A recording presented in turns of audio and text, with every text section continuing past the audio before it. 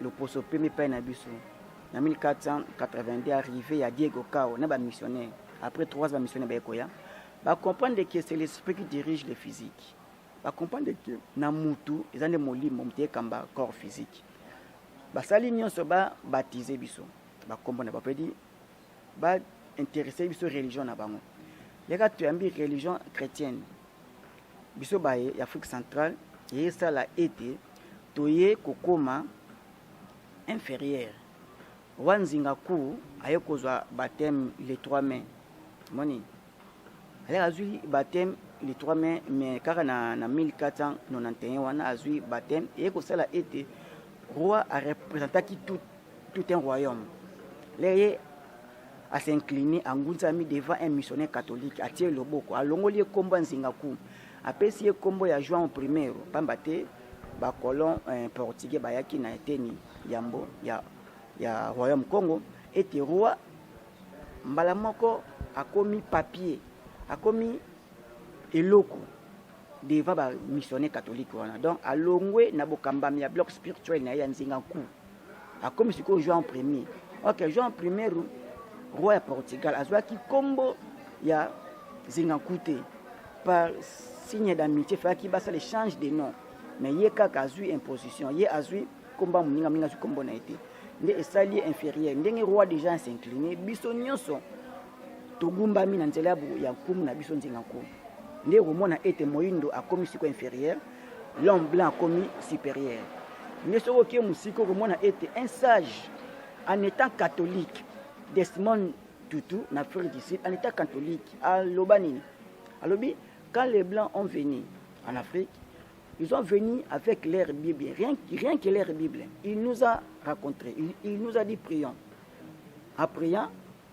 et aussi ici, tout le dit Amen. Si bitima la Bible s'est trouvée entre nos mains, et la portion de la terre entre les mains du Blanc jusqu'à présent. Donc, à ça catholique. Mais Maramba Lobi, il y a réflexion. Donc ma belle na biso et comme na boka bapaya biso to zi bible to sakapare nango tela lelo ndenge bible za véhicule en Afrique to to na mboka oyo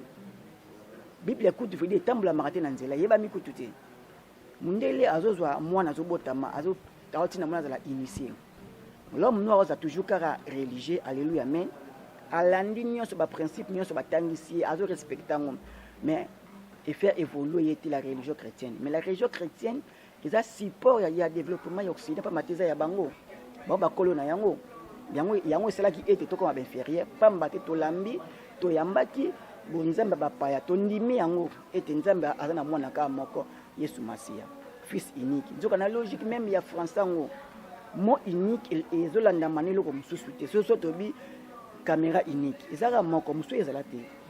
surtout ni mutu ezaka tunu papa na biso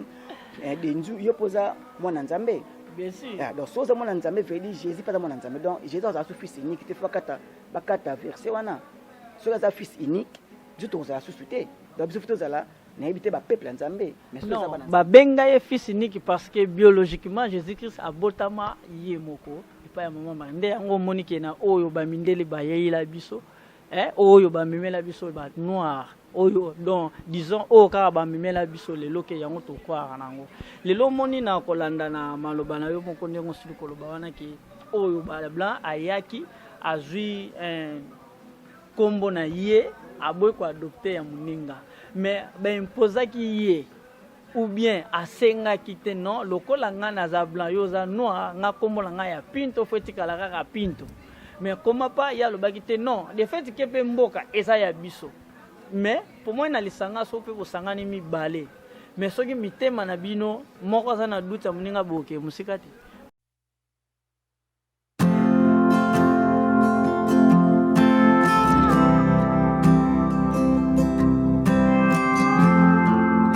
Hey everyone, I would like to invite you to the City of God's annual conference with the theme being Your Kingdom Come, Your Will Be Done from Matthew 6:10. And this year's conference will be hosted by Pastor Flavian Kazadi. One of the guest speakers will be Prophet Moses and the other one being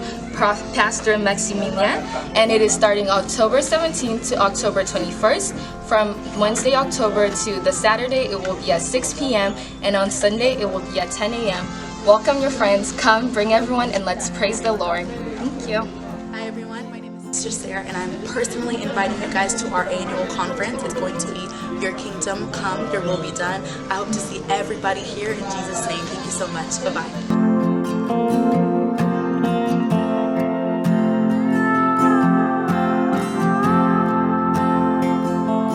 Igela coiffe ikote Papa na Kerwan, éternel Kenaya Kanda, taba, ikote Sensi Nganda Taba Fenenene Nganda Taba Chez Hugues la coiffe ikote Papa na Kerwan, éternel Kenaya Au 174 avenue Aristide Briand, 93 320, les pavillons sous bois. À la petite porte à gauche, association Hugues Ikoté.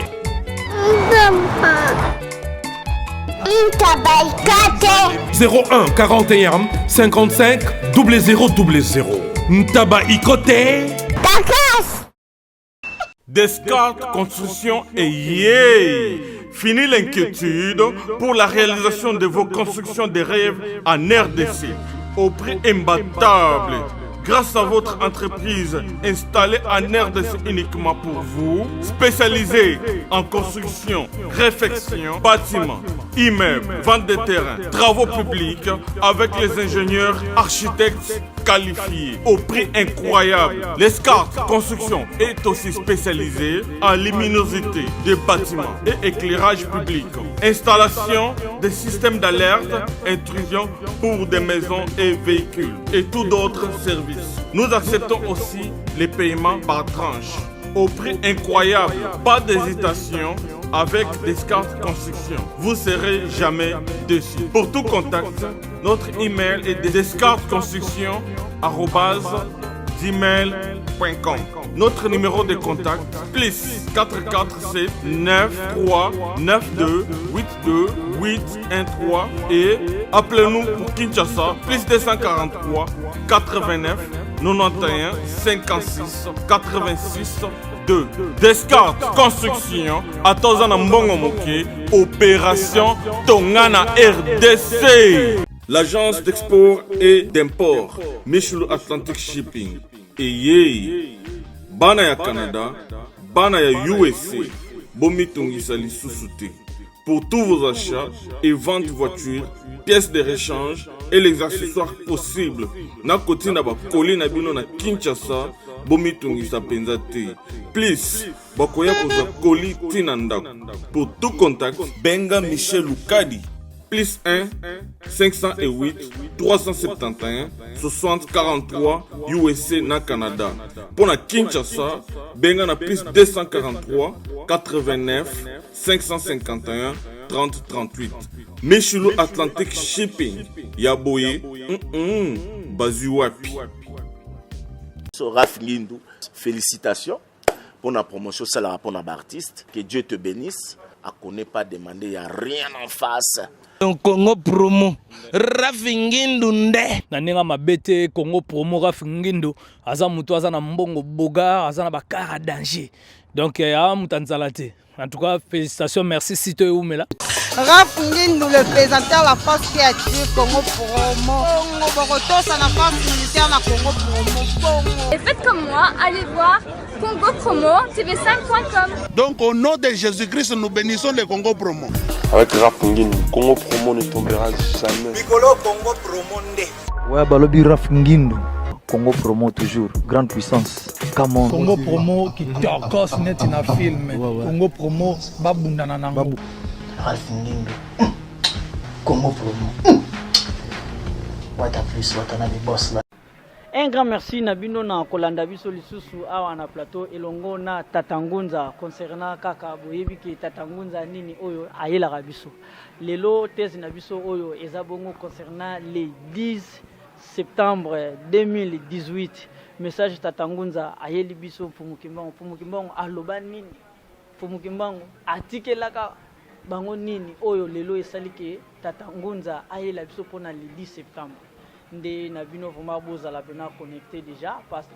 que actualité Nabino et puis ça bon cas na Congo Promo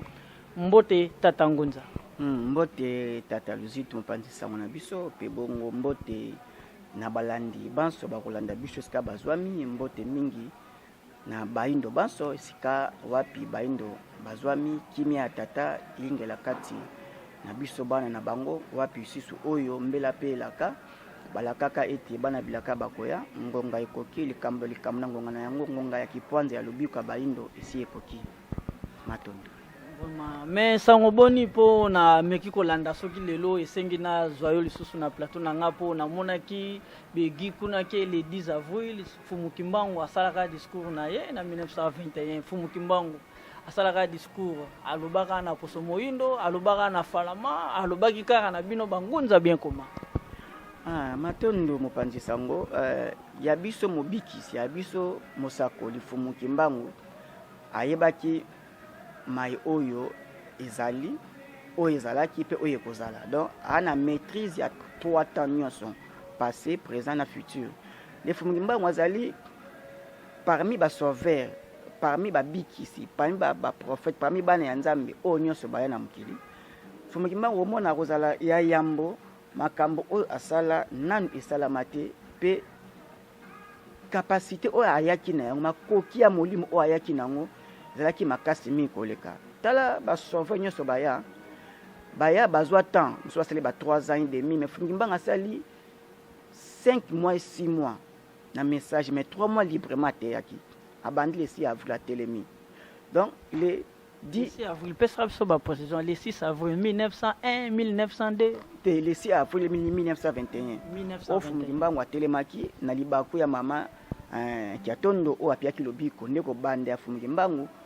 ya musala ya lobiko le Poso Moyindo omoni ndebongo yeko mema yeti wapi to yeko maledi septembre o asalaki masako lito discuto prophétie ya baindo wapi oyo aye koyebisa biso ete ngonge koki ete mongunya eta colonial bako kanga nzoto o bako nyokola bako luka me ba détruire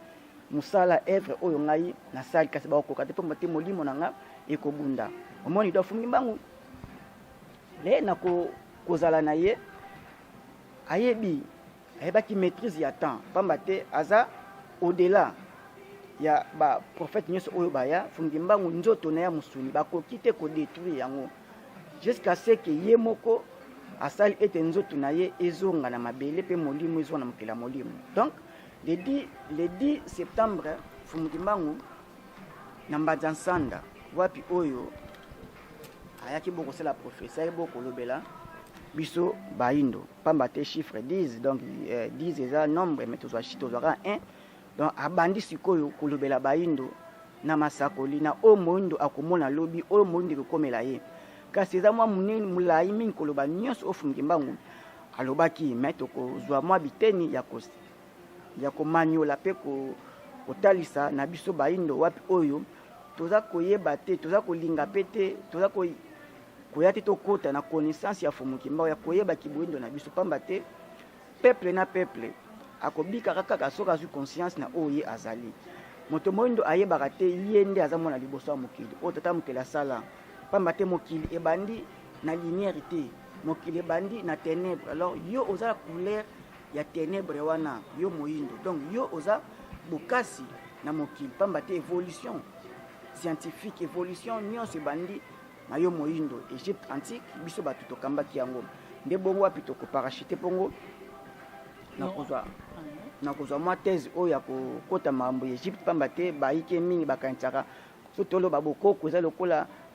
kozala rekile kozala frene te bokoko eza oyo eza ebandeleli ya bino oyo eza identité na bino nde bokoko na bino yango wana. Ok Ngunza, avant tokende na parenthèse omeka kotangala biso mwa discours oyo mwa thèse ke mais na moni olobi chiffre 10 mais okozwa 1 chiffre 10 ezalaki 10 commandement bezalaki 10 apôtres oya a travaillaki na bango bien comment te chiffre bandi na 1 toyekenti na 9 wana nombre donc chiffre tozwaka chiffre 1 donc Fumukimbangu abandi kolobela baindo masakoli na bango alobaki ni na Mbadzansanda pate Mbadzansanda eza moko ya iteni ya bakongo to Congo central pa Fumukimbangu atelemaki wapi o Fumukimbangu asali ba prophétie na biso baindo a lobaki ni alobi nzoto na ye bakokanga yango bakonyokola nzoto ya mosuni kasi bakokoka te konyokola mosala oyo asali pamba te molimo ni kotelema na etumba alobi nini pamba te belge mitalandaka fumuki mbangu kobana si avril ti le 12 octobre 1951 fumbango apazonga mikila molimo belge alandaki bomo ya fumuki mbangu mobimba donc ayebi fumuki mbangu malamu ayebaki nani wana fumuki mbangu et bon fumuki mbangu akoloba nini alobi car j'ai été envoyé pour libérer le peuple du Congo et la race noire mondiale. L'homme noir deviendra blanc et l'homme blanc deviendra noir. Et lobi nini wana azolobela eza masese na kati alobi mutu pembe moto moindo akoma mundele akoma moto moindo na sens te ke ya kotia ba produit antiseptique ya ko métamorphoser ou changer l'opposité veut dire mundele lobi euti otobenga le bango baye bakuti biso bazoloba ke moi modèle donc les ont répété le modèle n'est pas notre langue nos ancêtres balobi modèle nde ebota modèle donc mundele amitié modèle à suivre nde fumuki mbango alobi ete moto moindo akoma mundele akoma moto donc tout ça la inverse pamba te mutu pembele yaki européen occident amitié ye modèle à suivre njoka lelo oyo totala malamu est-ce que mbulu poso pembe la modèle à suivre oyo lelo bino mande ko bolandi boyebi malamu akomiti na niveau kotangisa atangisa bana mikie sexualité veut dire ki mwasi na mobali na bakelasi moni do aza modèle à suivre te akomi veut dire atina ba mibeko na ye mariage ya mwasi babala na mbali babala na baketi musika moto pembe ti kosangana nzoto na ebwele na mboa donc aza modèle à suivre te moni donc bana bazobenga baboti na bango na kombo baboti baotambola a moitié ni devant bana na bango donc mutu pembe aza te modèle otolanda ne bona culture na biso africain na biso baindo ya luzitu ya botosi moni ne tozala modèle oyo occident oyo mokili ekolanda biso donc et on a tout intérêt à kozonga na culture na biso po tozonga olinga fumuki mbangu alakaki biso tozasko ba modèle à suivre au le poso pembe à co-identifier à kolanda biso moni donc le poso pembe na etambole na ye atalisi na mokili ete aza modèle à suivre te ya omni fumuki mbangu na koyeba ete ezaleli ya mabe oyo ya satana na kati ya loposo pembe nde bongo ekosala ete fumuki mbangu aloba ete bango bakoimite bakotambola lolenge biso tokotambola mpe bongo akobaki susu tozwa biteni pamba te eza bongo matondo nde bongo fumuki mbangu asali bamasakoli alobaki ya mingi koleka neteni moko fumuki mbangu alobi nini wana ka toza kaka na le 10 septembre na mbanda sanda mokolo oyo toza kokundola mai fumuki mbangu alobaki pamba te fumuki mbangu asalaki na losambo ya contre-attaque ya défense oyo nyonso azobundisa peuple Congo azobundisa moto moyindo fumuki mbangu abelaki tous les 4 êtres ya nature ba force nyonso ya nature et défendre le poso mundi défendre mabela bayindo wapi o fumuki mbangu azali oyo azali na kibokonzi na kibonkumu na ye sengeli bongo to ya liboso na bino bayindo tolakisa bino fumuki mbangu aloba oyo atika mpona biso bayindo wapi na ete toza bandambo ndamba beteni pepe fumuki mbangu susu alobaki nini alobi boye alobi il faut une longue période pour que l'homme noir acquiert sa maturité spirituelle. Celle-ci lui permettra d'acquérir son indépendance matérielle. Alors ça accomplira la troisième étape. Dans celle-ci naîtra un grand roi, Kwatulendo. Il viendra avec ses trois pouvoirs: pouvoir spirituel, pouvoir scientifique et pouvoir politique. Donc, Fumuki Mbangu alobi, il faut une longue période pour que l'homme noir acquiert sa maturité spirituelle. Donc, et celle-ci lui permettra d'acquérir son indépendance matérielle. Waneza na biso betoza ko prôner la foi kimbangiste. Il faut tozwa maturité spirituelle, veut dire ya kozala au-delà ya ba problème ba futilité na biso mike koloba nini biso bangunza biso ba tosala corps spirituel ya Fumuki Mbangu toujours prôner la foi kimbaniste to sangana bomoko et ko permettre biso to kola na molimo nde bongo et ko pesa biso juste nzela to bota indépendance matérielle pona baye baindo bazana ba région étrangère donc il faut basa exode il faut babima bazonga na bonzambe ya bakoko na bango na foi kimbangiste tolobela awa église kimbangiste ntetaki tel mais tolobela tant que la religion africaine oyo wapi toza ko prôner la foi kimbangiste oyo toza bongo na culture africaine oyo toza kolinga ete moyindo azonga na kiboyindo na ye na ba valeur na ye na oyo ezali bongo ya ye nde kosala biso ete tozwa indépendance matérielle na ngonga oyo lokwa toza nanu ba immature toza nanu bana na makampeli ya molimo yango tozokoka te kofana esika moko kosangana pamba te na eteni bongo ya Congo to bongo ya Kisasa ezali na religion africaine na siège social na matadimayo matadikibala kuna wapi na ndako ya yambo to na kilongo ya yambo ya Fumuki Mbangu na Mongo Kongo bangunza bazosangana pona kosala bokasi ya Fumuki Mbangu oyo kosala ete na kosangana na biso ndi kopesa bokasi to bunde tumba oyo ya libération ya l'homme noir to continuer etumba oyo bundaki bakoko wapi oyo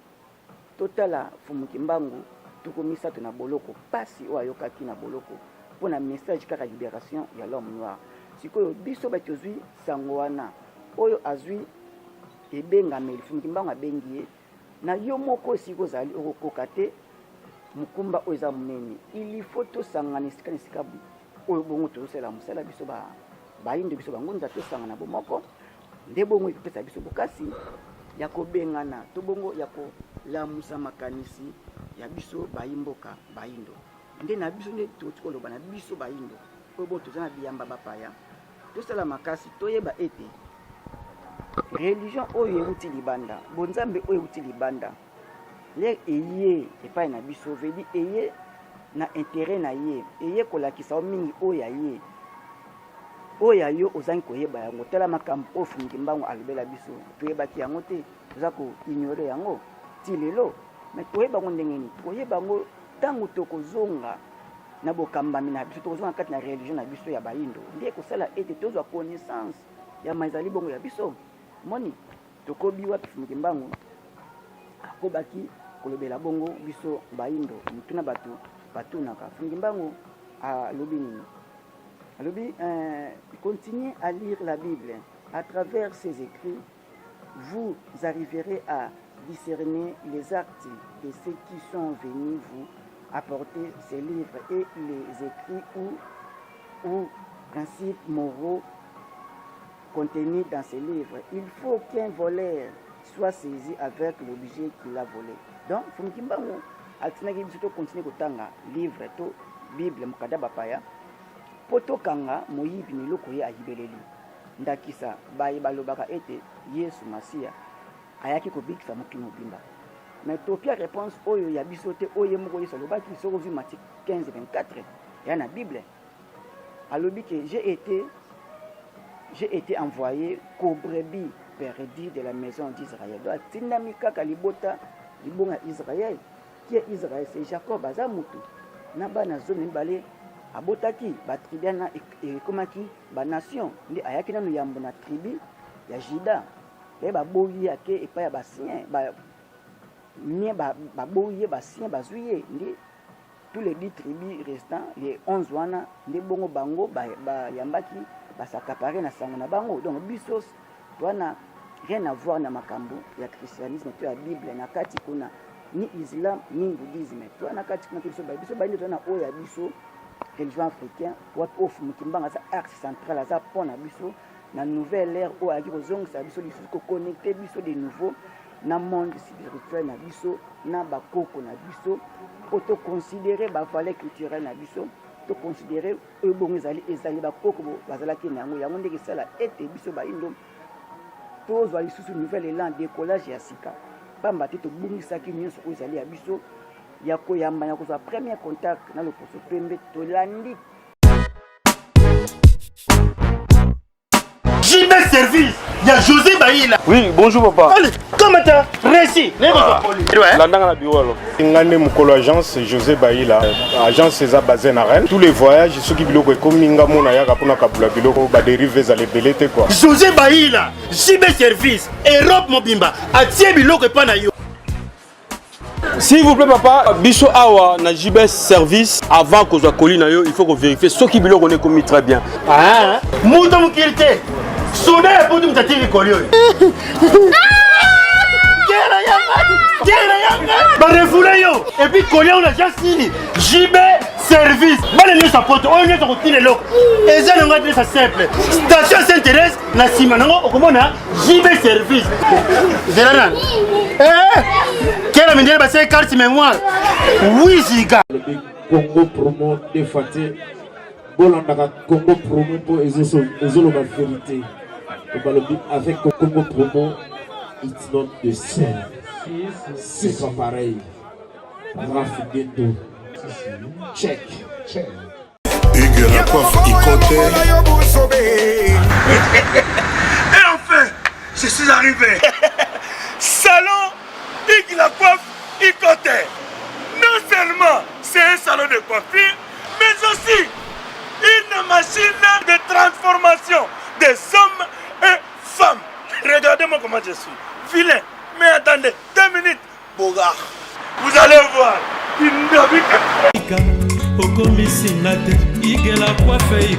Hugues la coiffe Ikote. Votre salon de coiffure mixte afro-européen situé sur la Nationale 3 au 174 avenue Aristide Briand, les pavillons sous bois. Pour plus de précisions, veuillez nous contacter au 01 41 55 00 00 ou encore sur notre site huguelacoiffeikote.com. Nous sommes ouverts tous les jours de 8h à 20h, même les jours fériés.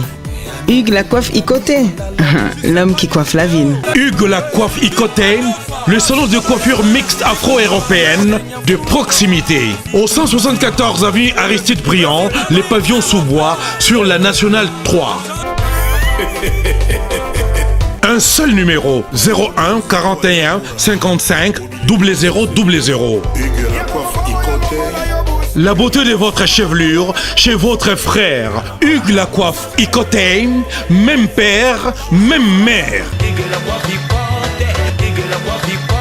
Chikicha, chikicha, cha cha. La beauté peut tout changer. Salon Hugues la coiffe Ikote. Quelle beauté! Sexy pour les femmes, ndindi pour les hommes. Ezali na bango tulandi culture na bango tradition na bango tomitiki wapi otokoni bongo baumbu ya bapaya ndebo toza koya epai na bino baindo kozongisa bino makanisi koloba ete toza pe bato tata mokeli ayebi biso baindo mais mpona nini ezosala ete égalité ezali te donc poids ezali te entre biso na le poso pembe na le poso mosusu moto mondo za na bas de l'échelle jusqu'à preuve du contraire moto mondo atangi asali biso osala aza pe na mbongo mais aza kaka kokoka te komikamba maye moko il faut asenga lisungi veut dire à se référer na oyo ezali ya bapaya mais bapaya baza na oyo ya bango yo ozotika oyo ya yo olanda ya bapaya siko nani akosala oyo ya yo moni donc nde epesa biso mpasi eza kodesavantage biso baindo ya kotalaka ete ezaleli nyonso pamba te sur le plan scientifique toza se référer kaka na bango sur le plan spirituel et religion tokamama kaka ya bango et sur le plan politique kaka ya bango mais jusqu'à quand on continue kaka kozala kodépendre na bango alors indépendance nano esalama te nde bongo esenga biso maturité spirituelle wapi oyo ekepesa biso susu indépendance matérielle maintenant moment oyo tozali l'Afrique n'est pas indépendante. Afrique tout entière, l'homme noir est pas ali, toujours dépendre de kaka na bapaya. Nde bongo passe na biso baindo yango wana. Voilà que ngunza na komona vraiment otiko limbola presque thèse oyo eza bongo mwa mulai na bino vraiment boza branché na kolanda biso vraiment dans les mondes à travers l'internet sur www.congopromo.tv5. Ngunza na kolanda yete ke olobi ke poso moyindo azana no indépendante. Mais lelo na komona lelo to koma déjà ki non tolonga na ba république. Tolonga na ba république mais ezalaki lelo soki tobiki na culture na biso ya kibokoko mpona kozongisa yango nini oyo esalaki lelo culture na biso kibokoko tolongola yango totia kimundele mpo kimundele lelo soki totali développement tokomi komona surtout na technologie mundele nde moto ayeli biso lelo. Par exemple, quand les lopo balanda biso à travers Congo Promo 4G, moyindo te muta salaki mais moyindo bazana 4 basala par mais gestion wana batu basala eza ba blanc. Donc nino esalaki elongwa ke biso ba yindo efficacité wana elongwa le lopo to landa pour le loto landa ba mindele ba blanc. Ingeta ya mbotolo baboye leto yambi kaka le poso premier pa na biso. En 1482 arrivé à Diego Cao na ba missionnaire. Après 3 ans missionnaires bakoya ba comprendre que c'est l'esprit qui dirige le physique. Ba comprendre que na mutu ezande molimo mtie kamba corps physique. Ba sali nyonso ba baptiser biso. Ba comprendre ba pedi ba intéresser biso religion na bango. Les gars tu ambi religion chrétienne. Biso ba e Afrique centrale et ça la été toye kokoma inférieur. Wanzinga ku ayekozwa baptême les 3 mains. Moni. Elle a eu baptême les 3 mains, mais car en 1491, on a eu baptême et que cela a été roi à représenter tout un royaume. L'air à s'incliner en Gounzami devant un missionnaire catholique à tirer le boko. À l'ongolier combo en Singapour. Après si le combo a joué en premier, Pambate, Bacolon, un portugais, Bayaki, na été ni Yambo, ya royaume Congo, était roi. Mbalamoko a commis papier, a commis eloko devant ba missionnaire catholique. Donc à Longwe na bokamba mi bloc spirituel na ya nzingaku. A commis ce que joué en premier. OK, joué en premier roi Portugal a joué qui combo ya zingakute par signe d'amitié fait qui basa l'échange de noms. Mais yeka kazu imposition, ye azui combat muninga minga su combo na été. Nde esali inférieur ndenge roi déjà s'incliner biso nyonso togumba mina nzela ya kumu na biso nzinga ko nde komona ete moyindo akomi siko inférieur l'homme blanc akomi supérieur nde soko ke musiko komona ete un sage en étant catholique Desmond Tutu na Afrique du Sud en étant catholique à Lobani alobi quand les blancs ont venu en Afrique. Ils ont venu avec leur Bible, rien que leur Bible. Il nous a raconté, il nous a dit prions. En priant, et aussi ici, tout le dit Amen. Si bitima la Bible s'est trouvée entre nos mains, et la portion de la terre entre les mains du blanc jusqu'à présent. Donc, à ça catholique. Mais Maramba Lobi, il y a réflexion. Donc, ma belle na biso et comme na boka bapaya. Biso tozi Bible to sakapare nango tela lelo ndenge Bible za véhiculé en Afrique to to na mboka oyo Bible kutu fidi tambula makate na nzela yeba mikutu te mundele azozwa mwana azobotama azo tawati na mwana za la initié l'homme noir a toujours cara religieux alléluia amen alandi nyonso ba principe nyonso batangisi azo respectango mais et faire évoluer la religion chrétienne mais la religion chrétienne ils a support il y a développement occident pas mateza ya bango ba kolo na yango yango c'est là qui était to comme inférieur pamba te to lambi to yambaki bonzamba bapaya to ndimi yango ete nzamba azana mwana ka moko Yesu Masia fils unique nzoka na logique même ya français ngo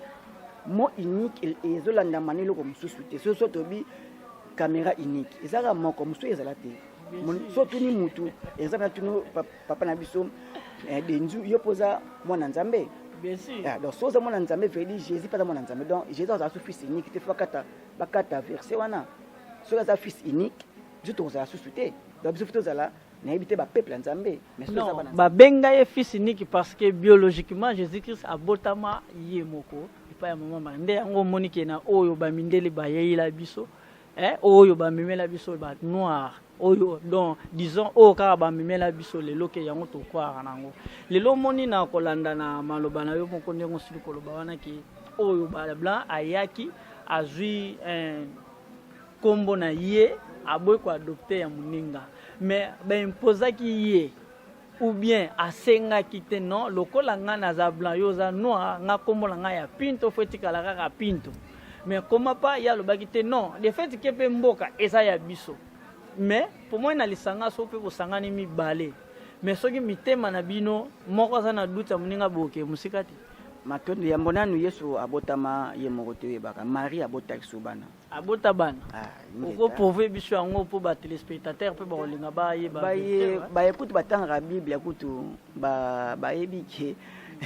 Yesu azana balé qui Marie après abotaki ba yeko lukaya lobi qui est ma mère qui est mes frères ceux qui écoutent mes paroles abi mes frères ba libanda ba lukaya da bandi ko ba lukaya Jésus donc Marie abotaki ya ngona abizimati sikoyo basamela kaka la Sainte Vierge Marie mais mutaboti asa sous viergité Marie sur azaki en vilelo après que bota Jésus a sous viergité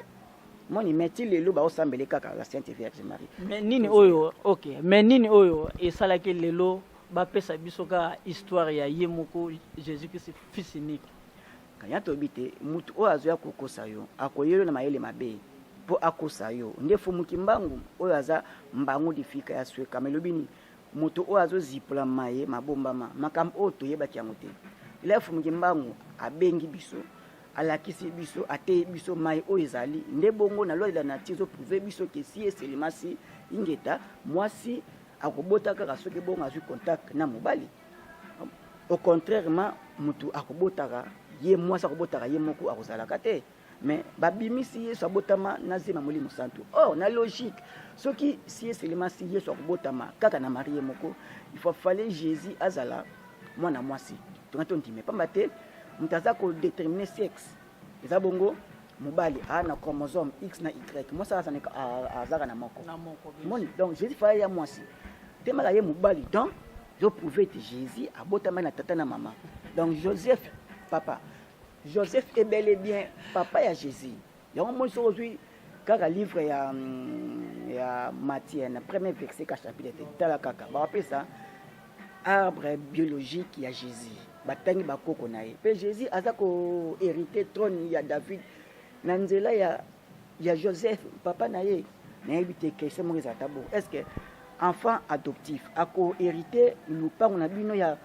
famille? Enfant adoptif. Bonsoka zaya. Donc yo mwana ozwi na libanda oboti bana mususu mwana ozwi na libanda luponga bino ya famille ya yo peti ya famille na bino mwana yo ozwi libanda aye vedi yo zate mwana na ayingela komi chef ya lupango wana teke bana no biologique baza. C'est un sens te no sense exalté. Donc le royaume ya David wana aza koko nanu ya Joseph. Jésus.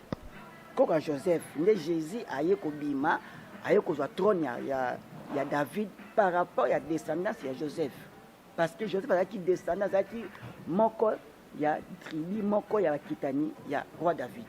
Moni. Donc c'est ça une aliénation wana. To kosa mito landi bapaya. Moni.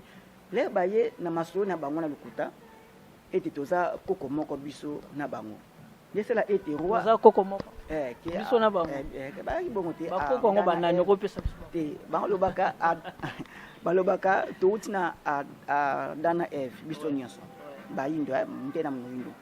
est-ce que somona déjà mundena mundele babota mutu mundo tomoni yango te même mutu na mutu mundo est-ce barobota mundele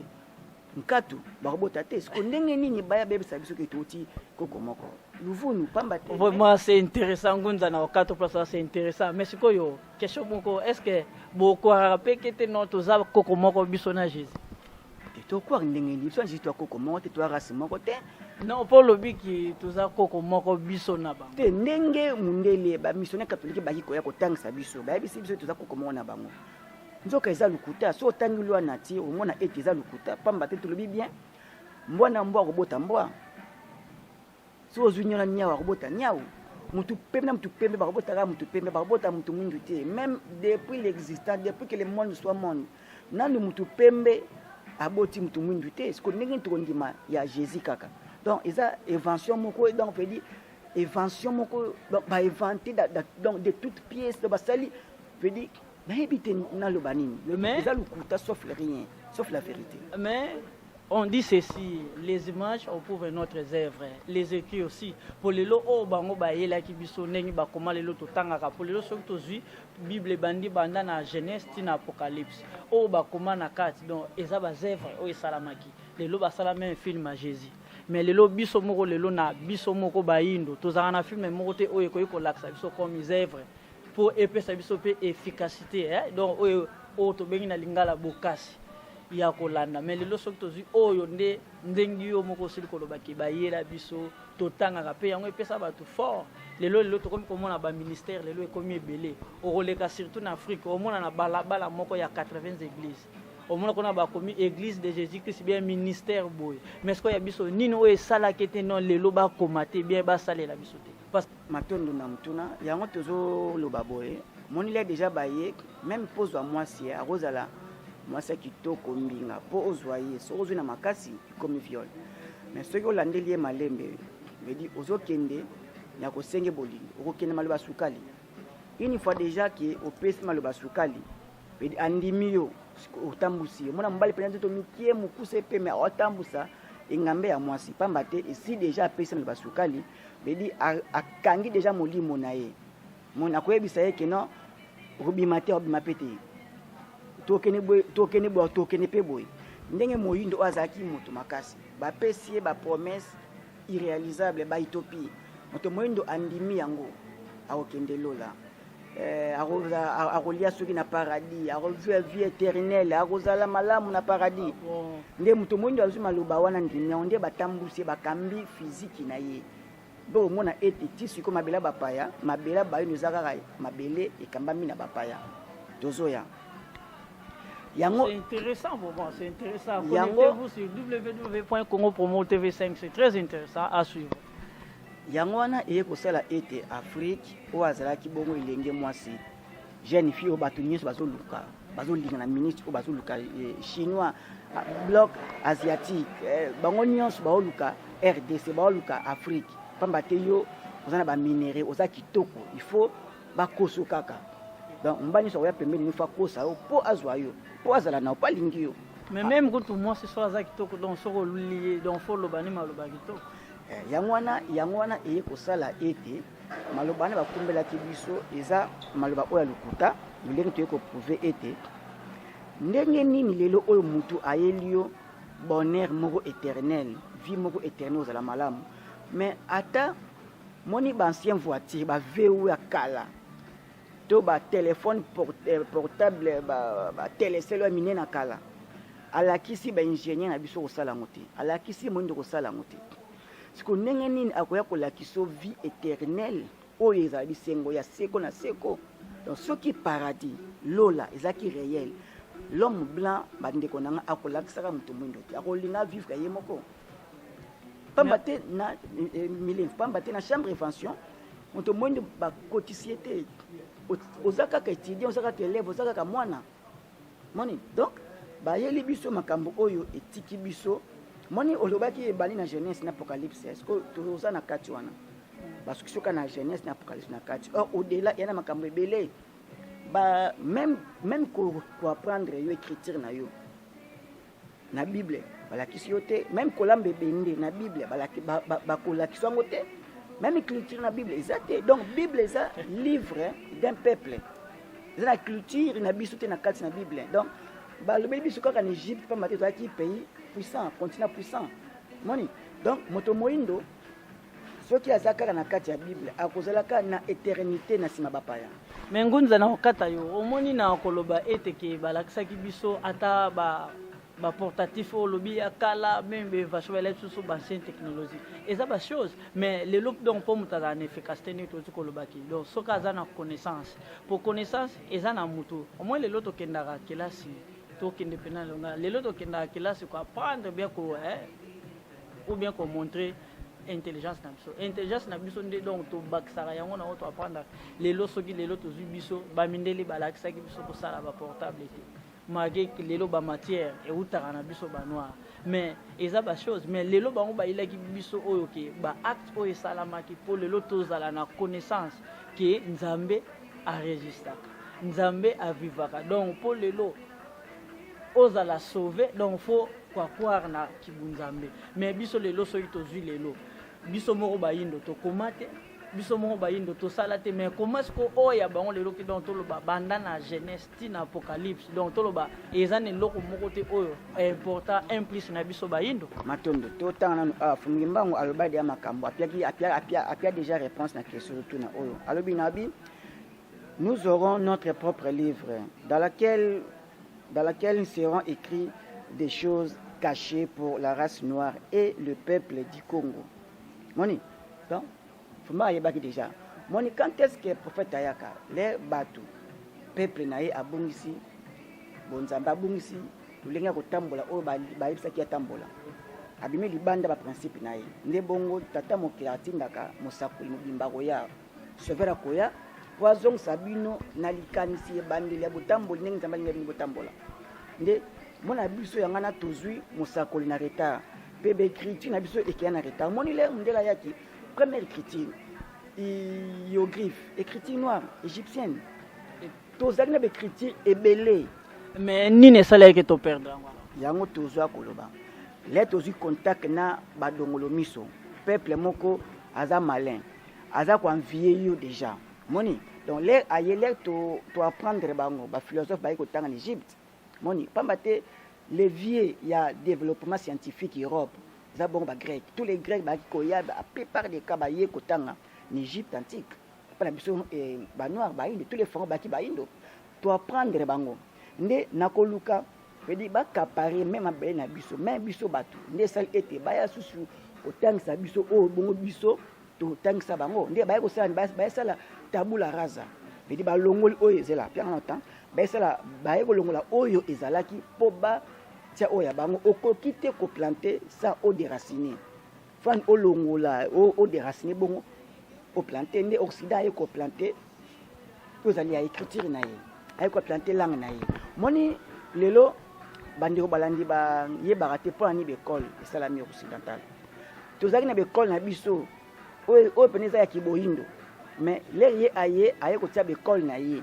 Poto tanga selon ye les toko egalaka ya tamkolo moko te donc totanga selon programme ya UNESCO SADC. Donc tozotanga ndenge ya tanga. OK, l'école na biso ngwana et ezalaki avant bango ba blanc ou bien ezalaki après biso bayindo. Mais l'école ezalaki biso ba tuto bana l'école. Mais ba poste ministériel même ko kamba administration e bandi na moyindo organisation ba na moyindo. Yo muto tangisi bango. Monile biso de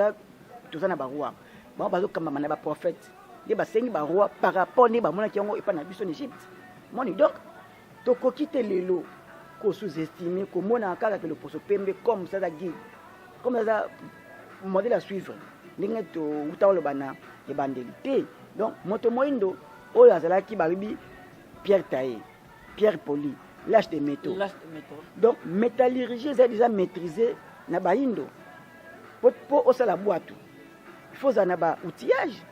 pour osama bilanga. Il faut en avoir outillage. Mais bien sûr, voilà ngonza. Oko une place bien place na tunaki OK, place na efsa OK, ezana ngo ba chose, ba chose ezana mukili. Lelo toza wapi? Awa toza no présent. Milenfu, nyoso le bongo za ba chose comme si oza ko sala ignorance ya monde physique. Non, nazo sala ignorance ya monde physique te. Pour les autres zoloba temps oyo eza réel. Pour les autres technologies, eza évolue. Le monde évolue. Mais nalobi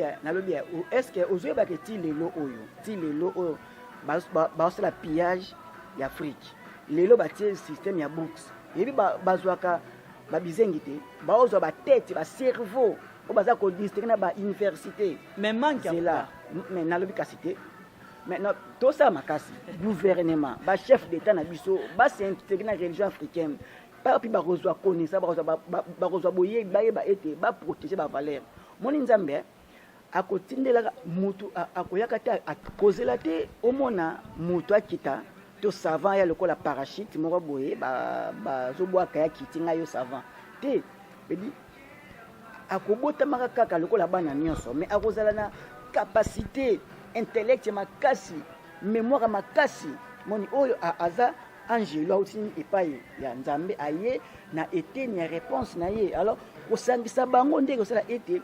bozo ba solution na ba difficulté na ba problème oyo boza nango moni lelo oyo tout ça lekola mama na biso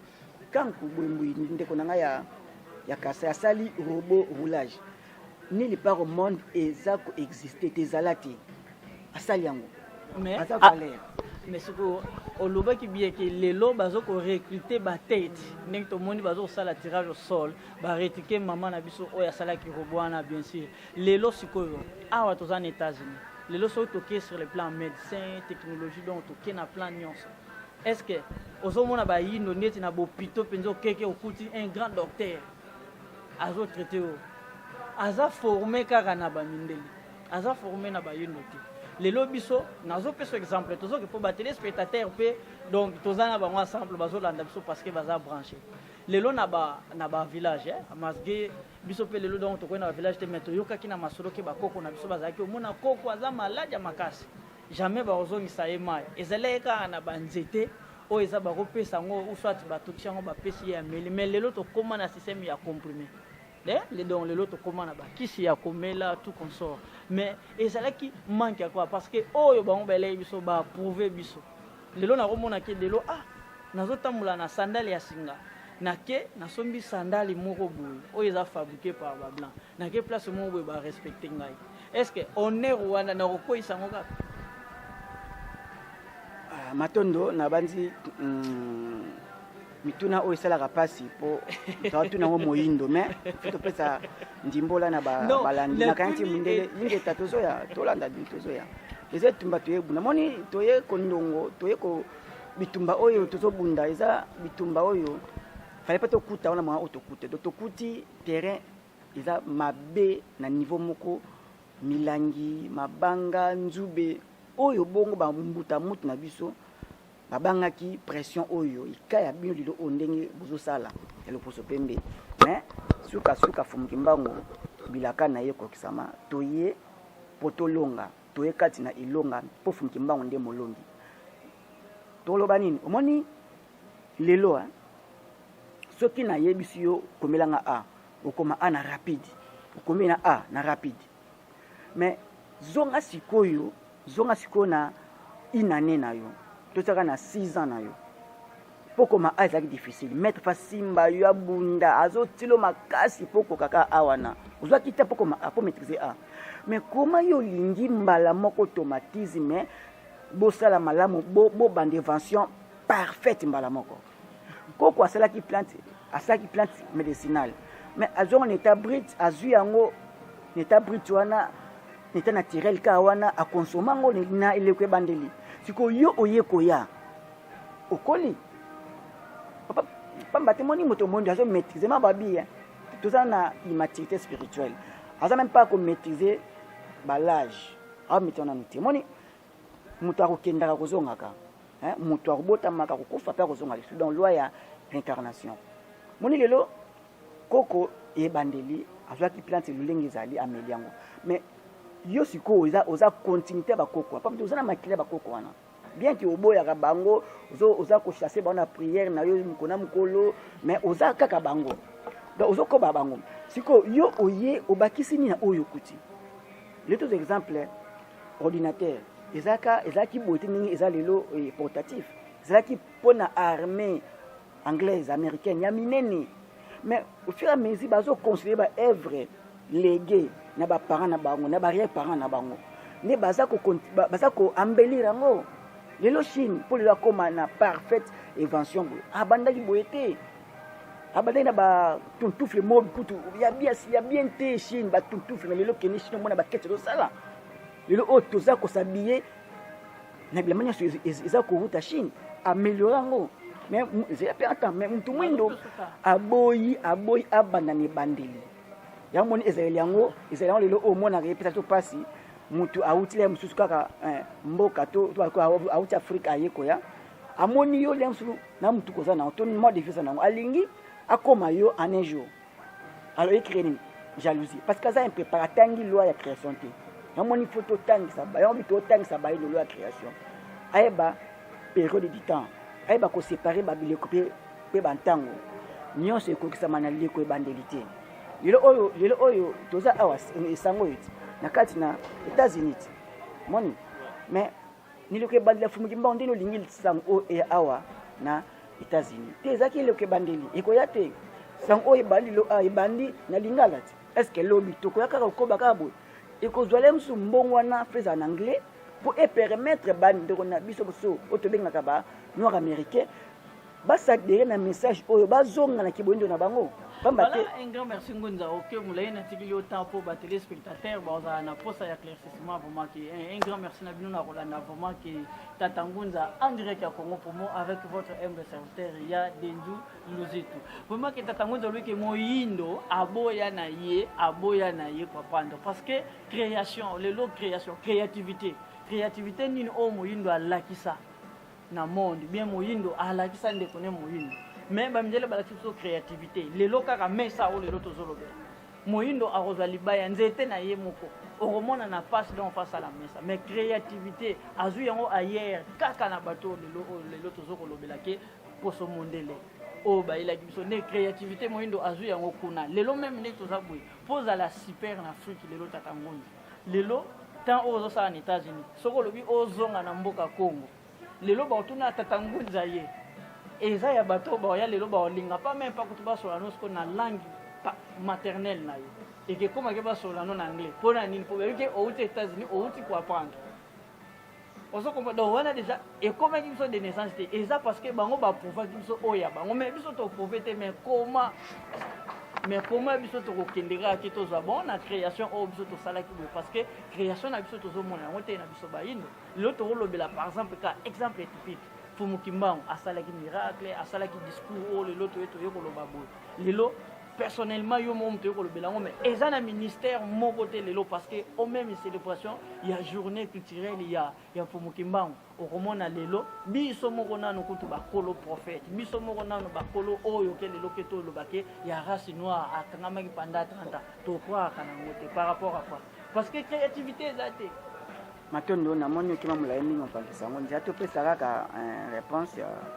na mukanda oyo toye pamba te bandi balandi oyo akozala na bosenga ya document oyo ya 10 septembre ya mbanda akobenga banimero ekobima wana po totindela bino tobozwa connaissance oyo Fumukimbangu a prophétisera pour na biso baindo éligible que oyaza a contacter biso bia comme son email qui atindi ba donner na ye to ko tindela yo ingeta zali na moko na eteni mo Fumukimbangu le binabi la génération du Congo perdra tout la génération du Congo perdra tout et Fumukimbangu na mbata ensemble le 10 septembre otozali elle sera embrayée par des enseignements et des principes moraux pervers venus du monde européen. Elle ne connaîtra plus les principes matériaux de ses ancêtres. Elle ignorera sa langue maternelle. Alors, je vous exhorte à ne pas négliger ni mépriser vos langues maternelles. Il faut les enseigner à vos enfants et à vos petits-enfants. Car viendra un temps où les langues des Blancs seront oubliées. Moni oyo, finalement ça le banc que tout niana. Ça c'est le banc déjà. Donc peuple Congo ako perdre nyonso, tubungisi nyonso. Tubungisi pouvoir spirituel, pouvoir scientifique, pouvoir politique. Tubungisi tout, tubungisi. Donc mutumina busna na kibo mutu na bungisi yango. Donc so moni to baloko l'africain, aux autres africains parce qu'à Tchoko. Alinga le balanga bapaya. Mais dit abo, mais sur le bilingala ndé ça émission ba asa maelete. Mais dit langue il y a le poso pembeni c'est comme le la mutunda za maele. Donc faut tautologie za la rara que donc to pouvoir il faut pena le anglais, il faut le pena français portugais ba ko za maele. So bilingala ba za maelete. Est-ce que maele za ko bata na balanga? Niveau trop bas. Est-ce que to za awati so ba bi omeles. Ba to ba temanzela te. Ba za pe ko lo ba anglais mais ba za ba bongo kaka donc ba buri pe bazana po ezana mo français a pe bazali donc ezama passer moni muto moindo il faut to le karamingi to yebisaka bango o eza ya bango po to zonga susu batu baindo po to za susu batu baindo to za batu bandele to za ba mindele ndombe po to bungisi kibo moto ya kozala na biso donc okomona moni to zo sa masumwa mutu munda komiti koloba ete sa mundele l'homme noir to vivre ti est-ce que biki to sa masu to zo mundele to tieni sika nzambe donc nzamba za jalo donc pasi ya mwana to yeba ete biso ba indo to zongsela bana na biso miko bankota na biso balanga na biso ekozala mukolo langue wana bapaya ekobunga elobami o Fumukimbangu loba oboya ondima suka nango se likokisi pamba te fumuki mbangu azali fungola ya nyonso mpona bayindo pamba te yo moyindo soki toza koya liboso na bino mpo bino bozali mpo eza etinda mpo esengeli ezala bongo donc yo moyindo yeba ete oza mutu okozonga na libomoto na yo ntango yo okozwa conscience oyebi ete te naza moyindo yanga mobikisi mpe aza moyindo nde okolanda bitenda fumuki mbangu wapi ofumuki mbangu ozongisa biso na bokoko ne culture na biso wapi po tozala mpe lolendo ya kolakisa ke ngingeta naza na munoko na nga na mpe na écriture na nga na mpe na oyo yanga tradition mais na minute oyo toza nanu batu te donc toza conseillé comme banyama comme mbwa aza koimite maître na ye ndenge oyo motu moyindo azoimite occident azoimite moto pembe na nyonso tout et pour tout nde omona ete esala biso mpasi otala ete tozolinga te kointegre na kati ya religion africaine nde bongo biso bandeko na bino ndotala ngunza toyebi ete toza bongo kobelela mpe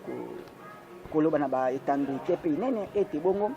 baactivité ya religion africaine si tobandi yango tolobaki toa na 88 Bracket Street Portland Maine wapi oyo toza samedi na dimanche soki olingi osangana biso mpo totanga loi ya création toza kaka na 21 leson totangisa loi ya création donc tobenga yango cours de base oyeba mokili bandeli wapi tata mokili nzambe nde aza nani awuta mpo azala nzambe mai ewuti mabele eza ndenge nini nzete esalama oyeba baprincipe naturel oyeba loi de la nature obengi oye tozotangisa eza religion africaine eza église eza religion africaine oyo totangisaki bomoto moyindo wapi po tozonga su bato mpe tozonga susu na kibokasi na biso ya yambo oyo tokambaki mokili na ngonga oyo tozali moyindo akei na likendakenda pamba te akosamaki ngonga ekoki tozonga epa tobungelaki mpo tozwa biso nzela tobongo ezali fumuki mbangu akumba biso na bokoko na biso wapi oyo ezali bakoko na biso azalaki na onde culture na biso tradition na biso tozwa esika nde ekotombola biso bayindo Matondo ngunza na kolanda vraiment ke ba téléspectateurs na banza lelo vraiment ke ba komona ngunza ayela ki bango paragraphe metro 6 atena on peut nato komi ko vers à la fin je pense que ngunza na kolanda nyonso oyo utaki kotangela biso ke fumuki mbangu déjà alobaka makambo oyo ko soki to se baser na ba langue bien na ba oyo nyonso ba yela ki biso to koya ko perdre lelo to za États-Unis biso tout salaka siko toloba résumé na yo CV na yo oto bengi CV ya yo okoma ngo na nglebe na linga yo pena ozara kamdele ndombe po ba makambo yo lelo na yebi ke ba Armando Ngoma kinanga bazolanda biso en direct Arlene Sakala azokolanda biso en direct Camille Ngovo bazokolanda biso en direct Longo Kimabele le Canadien du plus célèbre azokolanda biso en direct pe bandeko to bazomi na Europe na Sweden ezala mon président Shikito Mushashino bazokolanda ya dinduzitu résumé na yo ngunza matondo ezala lingala bieza ngwe matona mutuna yango toloba eza pasi na bayindo toyena mukila bapaya toko imiter o mpaya a organiser to kutida ba organiser makambo na bango biso te tepa na bango to sowe na mboka sagesse ya bayindo biso sowe na mboka ke babina likolo moko ya gauche et na gauche donc les toye a ba lo banglais to sama kato ke ne ba date education toye kola to ne ba up house to tanga noko oyo ezo ba ma awa po tozala na facilité ya se communiquer na bango wana iza bongo sikoyo tasko différence essence ko le bango bayaka bamboka na biso toza kosala nini tolo baso baye na pays francophone to samaka si to sani tolo ba français o eza langue na bango to se communiquer na bango oh faki bango ba sa makasi ba lo ba langue na biso na izo sala mate donc en disant que donc biso monde donc to trahira mais papa donc tant que molimo na yo ekambami na moto mosusu akambi molimo na yeba akambi nzoto na yo tant que molimo ya bayindo ekambami na religion bapaya parce que ndenge nini yo oza moyindo moza na koma bapaya Jean Pierre Antoine Mati ozwa nkombo ya mupaya alors kombo eza na bokasi kombo za identité yo zwi nkombo wana donc ozotambola na identité occidentale ndenge nini ozala libre nanu en esprit so oza libre en esprit bongo physiquement oza pe libre nde omoni ete même oboyo linga te makele na molimo okambami déjà na mupaya donc ekola ta batu nyonso Tatangunza, c'est très intéressant. Moni eza passé. Émission vraiment très tokongunza. Omoni nyoso ya tozolo baki parce que ba œuvre na biso ba yindo eza pour approuver te. Donc lelo na otala ke lelo toza en États-Unis. Okomaki ozwaki mbala moko te ndako ozali na réservation hôtel mpo bakotisa yo États-Unis d'Amérique oleka na en aéroport mpo lelo ngano lelo tokutana lelo boye balanda biso vraiment à travers l'internet dans le monde. Donc ozalaki nao na visa oyo bango bamindele bapesaki yo mais avant leka ezalaki na formalité oyo ozalaki donc approuve bango kete no baza convaincu abatali boye visa no ozalaki en ordre bamonaki kombo na yo ata kombo no soki ezali na langue nini wana yo ozokolobala mais bamonaki yango olekaki formalité ezali normal batikaki yo oleki mais sikoyo le problème aneke poso moyindo amiboyi te amikila te capacité wana ezate parce que preuve wana ezala te nde yango moni loposo moyindo azabu ekoma de naissance na ye partout ya kokende so babisi kuna lelo toza awa lelo toyaki te po tokoma bamillionnaire lelo toyaki te po tokoma baboss mais biso tout objectif ezalaka moko nakende poto na se perfectionner est ce que lelo toza na poto bande mosusu mpe baza na afrique bazolanda biso est ce que biso tout toza awa ke bato toza koperfectionner mais eso pesi réponse ne olobika wana moni esala topasse na bandeko oyo moni yango kaka fifaki toya bamboka oyo poso toyaki mpe bamboka oyo te nde makambo ya lukute nge nzobama mingi na bapaster badiacre baévangéliste batémoignant azwi visa témoigner yesu asali nzambe asali azwi visa mais ta misala oyo tozosala awa toloba bosembo est ce que visa ngo ozwaki ezali pamboli te tela mikongo mpasi atobela 8 heures d'état debout 12 heures d'état debout babrek ozwaka ya 15 minutes 30 minutes tosala comme machine donc soki mondela alingi yo parce que otravaille dire misala tosala basala boulot moni mais toloba ngo te mais okende afrique otie tioko osombela mba sika kati ya sika sulia sika okosi zela to mpenga ntango oke okosaka bangeno moko bayindo moni yango omona eza nini omoni pasi ezala tolobelo toza difficulté biso même tozwa sale sika ya osala losambo na biso faut ba identifier yo okopone foi nini même okopita batuna oza na religion nini wana foi nini opita batuna nga bonga moni bebalinga batuna États-Unis awa nake na medical batuninga pour la première fois oza tie de quelle religion batuninga penza moni donc bolinga bayeba yo oza danger te mpona bango moni donc na mukoseka po etandeza ngonga toko ya koloba nini donc est ce que mundele pe azwi pe visa ya Afrika ye pe alobi pe ke nzambe pasali mais non des poids des mesures ndenge ni Afrika ozwi visa bakinzambe pasali te eza ba principe même affaire oye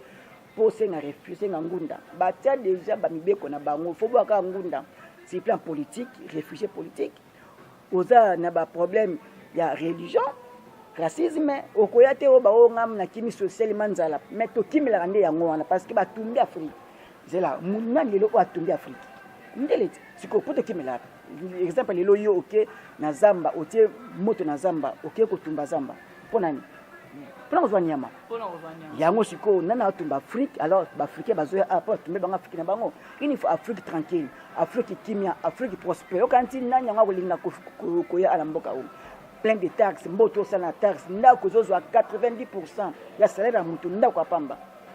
même aux autres cas comme peut-être difficile na mboka poto comme millionnaire c'est impossible parce que tout était calculé mais les autres mona les lots qui ba ope ba développer pe bazu ba comme ba millionnaire bazate yo confondre ko vraiment que na bino bozolanda vraiment ngunza en direct ya Congo Promo avec ya Denzu ngunza soki yo yebaki boye makambo oyo ozolobaki moyindo alingi kozonga na identité na ete eza fota moyindo te parce que eza neloko moko te ndeti nga lona loba na ajo nga na botami tina kolubu est ce que papa alakisaki nga nzela ya kelasi papa alakisi nga éducation papa alakisi nga fo koyeba nzambe mais papa alakisi nga te comment nakoki kofabrique même téléphone comment nakoki kofabrique même elamba mais mundele preuve ane ayila biso ba machine à coudre tout mona lelo kutu lelo donc tout mona ba industrie ya minene et place tozo lelo pe ko sala mais ce que yebisa biso nini oyo yo biso pena bayindo ke balakisaki biso donc to sala pe modernisation monde état matondo modernisation ezaka bokoli eloko même yo moko mutu obandaki ne bandeli zokola donc yo mozano œuvre ya modernisation kokola kokolisaka eloko ya modernisation eza nango te koluka mambele belebele invention bako laksaka mutute ndele nini apprendre moi ni salabo soit côté na histoire ya Bill Gates papa na yaza avocat juzi ko papa Bill Gates kuta ye azoli na Bill Gates a compter l'étude na ye pas avocat mais intuition c'est la cité n'a pas répondre qui bomba se veut dire eteni ya molimo na ye ezo convaincre fa keneka mingi na machine na ordinateur azwa taminga simaka machine ndia ça c'est le système ba Windows tout ça moni donc mutakoya kana likabone akoya kana capacité azobota manango siko bino ba indo vidi bozo koyeba te ko reconnaître ba capacité ba ndeko na bino ya bana bozo bota moni parce que moi na ole de moi na ayena mpia ni koma papaya au freiner nanu et puis moi na ozole nyonso ozobebisi nanu moi na ozokola kise nyonso obebisi ozotangise nyonso moi donc ozodétruire moi na mukie yo moko parent ponani polé le pemba ikoya azui mabele a instaurer un système éducatif na ye parce que bike po okene bilanga na yo poza na carte l'air yaki ta moni ba te colonisation Bible et yaki na alléluia menité Bible y na pris du sang. On a imposé la Bible en Afrique, on a imposé ça par prix du sang. Bible y a une facilité. Nos ancêtres ont refusé qui paie en gros, mais c'est là qui oppression. Pour que ne bilanga no mofuna na carte batena comme bapaya. Est-ce que bango oboti mwana pesi mwana kombo ya kiboyindo. Mais on a problème. On a bako privé yo me bilanga no keni susu te fo mwana na komba batena. Mwana no ke dimanche te église, c'est obligatoirement. Beaucoup de classes, il faut nous continuer l'église liboso. Bon donc, basela qui va venir bâtir nyonso ba imposer biso ngwa imposer imposition des salles et to kutango moi izayane ekoboko ba comment connait docilité to ko zelanga to donc to kutango bongo po ezui moi temps wana imposition ti esa ko la comme la moi pété donc veut Bible Coran livre nyonso euti libanda nyongi ezwa na Afrique ezoya na imposition pamba te cela qui na bon vouloir na biso to zali na choix trois ko boya ngo mais parce que to choix te bakangi ba tekile ko la koni la traite négrière ba tekio na vouloir na te na volonté na yote mon bakaboli biso oyo ba nos frères haïtiens ba longue mabela bapaya ya bango ba Afrique ba Kenya mabela bapaya ba Kenya kwama ba Jamaïcain, ba Nord-Américain. Moni, donc Moïse azonyo comme partout ce kabati akei. Siko maman ya bana wana azole la bana bazongela yi. Moni ndio moni ete toye koyebisa bana wana maman na posa na bili fo bozonga. Donc ce que tu viens faire pour ce que toye mboka oyo po bandi ko bandi bana mboka. Ce que ça état moko il y a que des blancs. Tatangunza na okete kuna ndeti kolukani kosani. Non kende te no te bangoni. Donc ce que toya kitazini to soki pe tokenda ba Schengen wana bo baindo bazawana moni to kende ko conscientiser baindo bazonga na kiboindo na bango pamba te mutuna mutoza na don na yi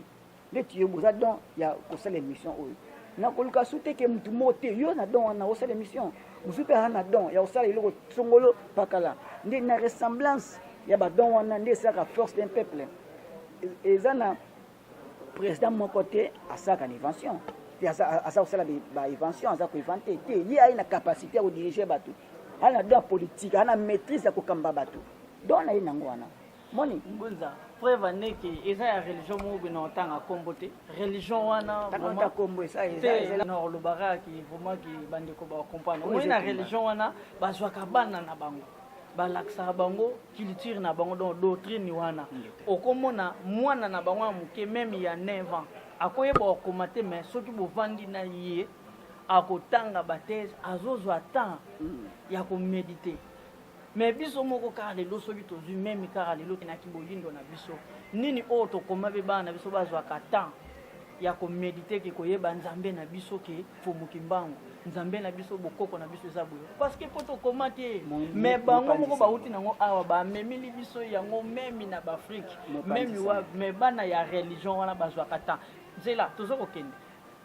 preuve aneke lelo tokozwa me babishop tokoza me banani oyo ndenge lelo tokomi komona baporte yango mpe ndenge bakomi na bango ebele ya pas ignorance mais bakozwa mwana ya religion wana peut-être ya 13 ans batie pena boye batanga kaka bible wana babani pena na Genèse tina Apocalypse omona ba démonstration mwana wana akoki kobimisa apôtre akokobimisa parce que mais parce que pour nani faut bango bazwa kita pe ba approuver oyo bango basalaki mais biso to salate matondo quand tu peux ya na mpuse olobela religion islamique bango baza na banza ke ngunza to kompe na koma vers la fin parce que il est temps vraiment que oyebi toza na mboka poto mboka mindele donc mindele oyo zoboya po omoni organisation na bango baloba avant l'air c'est l'air après l'air ce n'est pas l'air donc marqué ngunza lobika ke moyindo likamuza likamba moyindo na zoboya est-ce que yé mundele alinganga pongana lingai ipa linganga te melelo ngunza filtre lelo donc pour mona ke ingénieur chez Mario bien tenzu na bana mais mundele za ya basiatique za marque européenne za basiatique za européen te za mundele za européen te mundele za européen c'est la race blanche c'est la tokana so bi mundele ndele be déjà européen ne mundele ne bango ba ko Amérique ne bango ba mundele so to ke na côte asiatique ba jaune moni so to ke na Moyen-Orient kuna to ke na partie islamique bango baza bongo ba rouge moni donc tout ça la confusion na te voilà que ngunza on peut notre revenir vers la fin sur de notre mission vraiment avec il y a des nous ngunza to moni union solobi ke émission en tout cas to katite mais boyebi kaka photo il est temps donc to za na rédaction mususu ya ko sala ki volume 2 to zo sala ngo awa dans 3 jours so za na question na yo bo bengi biso ne bo benga biso comme d'habitude ozape na email na biso yango za c'est www.congopromo TV5 bokomeli biso to ko répondre bino ke émission kitoko o pona ko yoka message oyo Mfumuki Mbangu atikela biso depuis 1921 le 10 septembre 1921 combien de temps oyo ke o te non Mfumuki Mbangu non réalité preuve ane ke lelo to moni bamvola wani za na munoko o ngunza ningi to benga donc eza nango lokumu te donc tata ngunza disons que donc bamvola eza ndenge o biso to benga ka comité yango vraiment que bamvola ba yeli biso lelo ke longo Kimabele en direct à Montréal babiki wana vraiment les véritables Canadiens vraiment je salue en passant que ngunza to moni presque aussi ici na mais ba o bazana posa ya circulaire oyo ba koki eza gratuit bien c'est payant te ezali pona baindo toza pona bango ba pona biso si bango baza tembe biso bongo pe tozwi tinda ngote soki tozwa itinda pona baindo toko tekela bango bongo pona nini ezali à la portée de tout le monde to pe adresse na biso kasi toko loba nini na oyo iloba pamba te sango o to loba ibotami na Congo sango o to lobela ibotami na Congo oyo asibisaki décadence chute brutale subite na koyamba ba missionnaire blanc esali ete Rwanzinga ku azwa bongo batisimo pe kokweya ya baindo mobimba nde omona ete batinda mingi bakoya bakobimela mingi neteni ya Congo central to bongo ya Congo dia totila pamba te basala réparation ya libebi na bango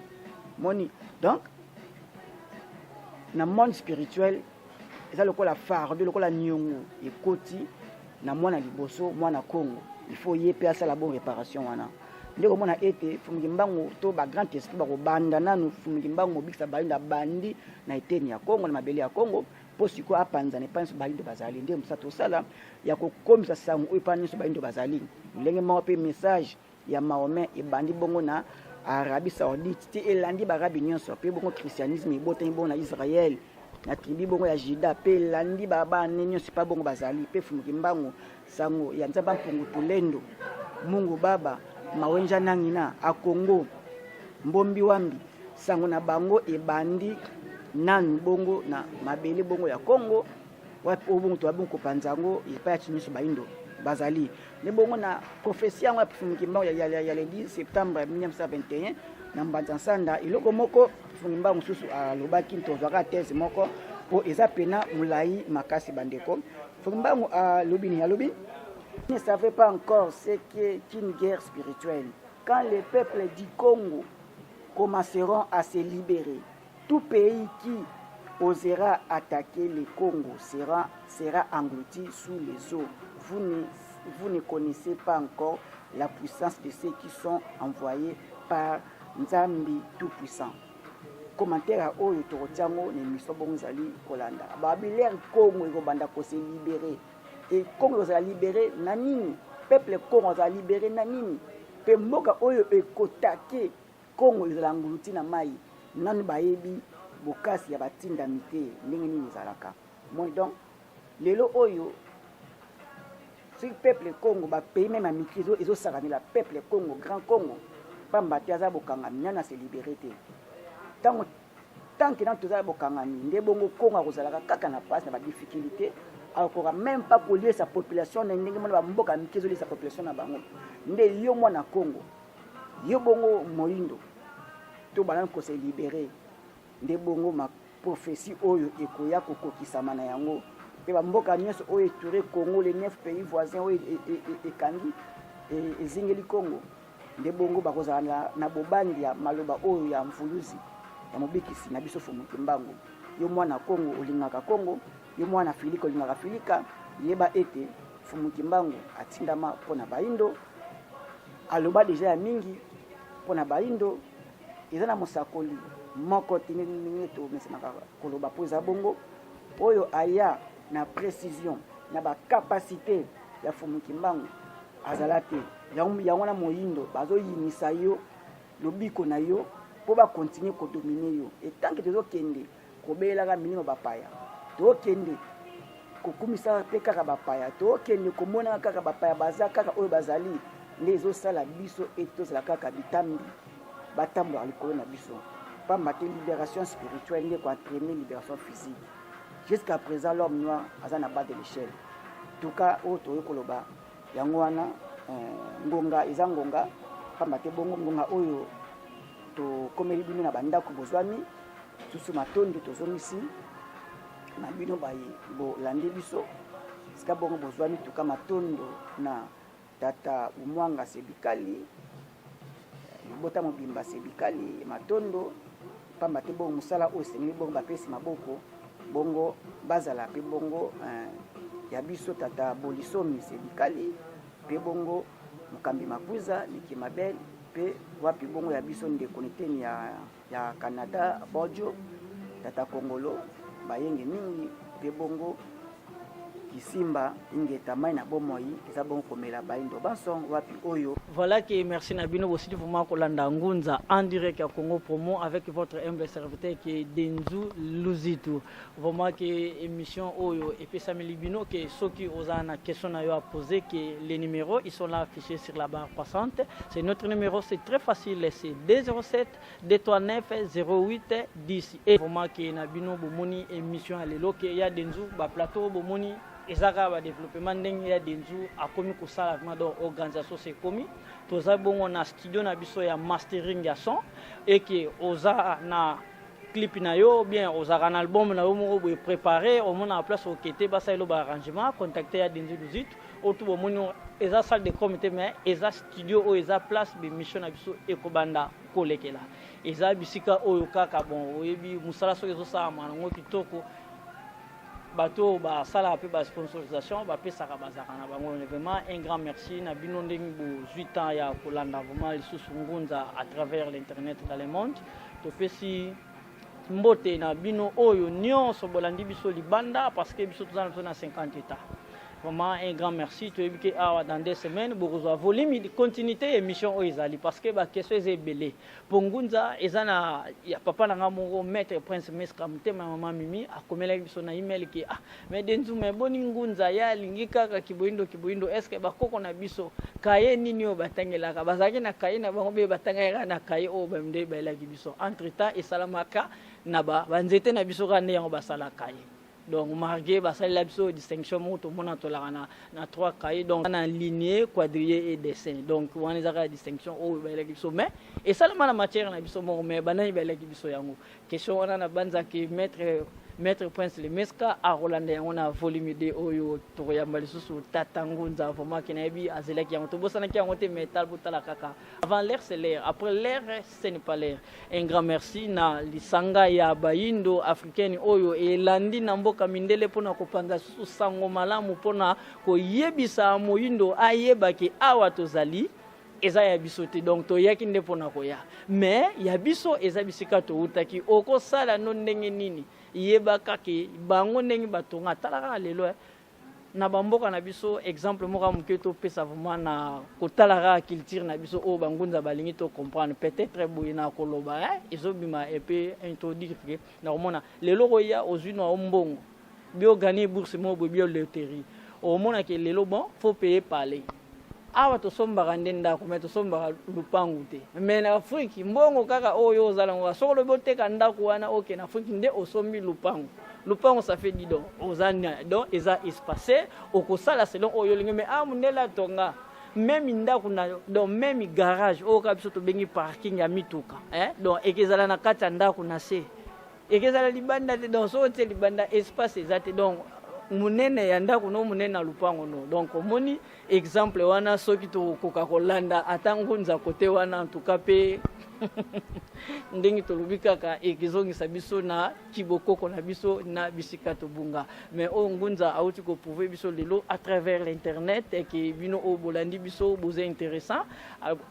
à l'accès biso circulaire wana azana wana maboko ezana ngo c'est gratuitement et que soki ozana ngo posa okomeli biso na email be obengi biso vraiment na numéro bomoni mibale za wana premier numéro ou deuxième numéro okozwa ngunza be ozinga ya denzu akoyeba ndenge nini akoyi kotindela o circulaire wana. Bonjour à tous, vous êtes sur Congo Promo. Si vous aimez plus de vidéos, cliquez le bouton en bas, abonnez-vous en masse. Moi, Bérodès, je me suis déjà abonné. Il reste que